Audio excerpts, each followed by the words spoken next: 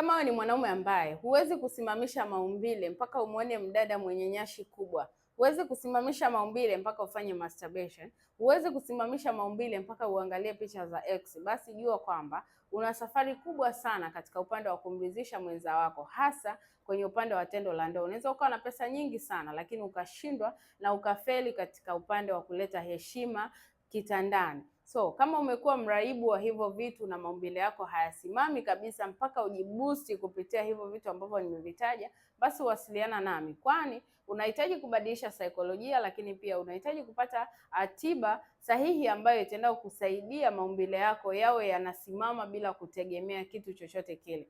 Nimekuwa msaada wa watu wengi na nina shuhuda nyingi sana za wanaume ambao walipitia katika hiyo hali na wakapona, na huduma yangu inawafikia watu wote, ukiwa Tanzania lakini pia hata ukiwa nje ya nchi, huduma inafika. Na nitashukuru sana kama hii video ukishare na mwanaume mwingine ili aweze kuipata.